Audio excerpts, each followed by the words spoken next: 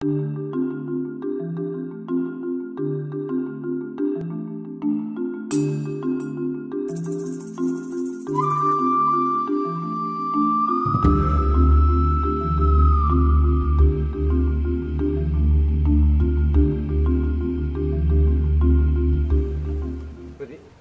in a specific situation, if someone commits a transgression against you, and you're wise enough to understand that that this comes from a place of ignorance, and you have to deal with this in a different manner,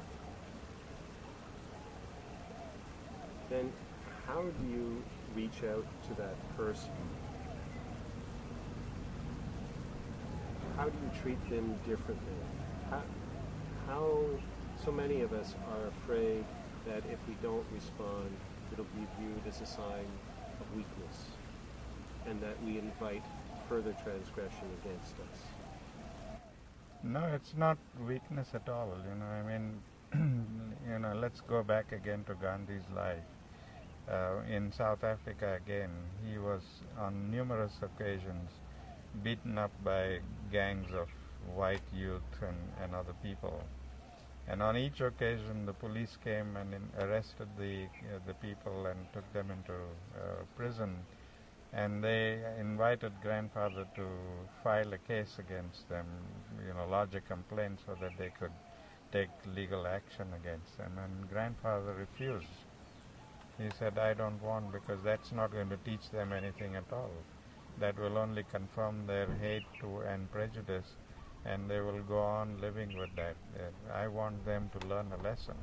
I want them to learn that what they did was wrong, and that learning has to come from their own understanding. Nobody can teach them. And so he refused to file a case, and the culprits had to walk out of prison. The police couldn't take any action against them.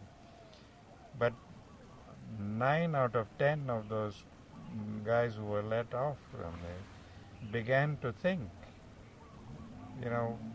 we thought this guy was bad, he's a black person, and therefore we beat him up, but look, he's forgiven us. He hasn't done anything to us, and that transformed them.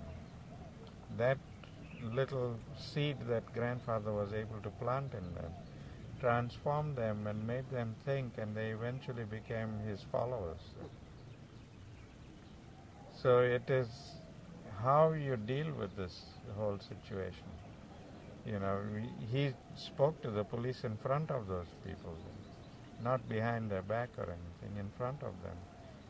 And so, it is a question of how you approach, how you forgive, how you say things.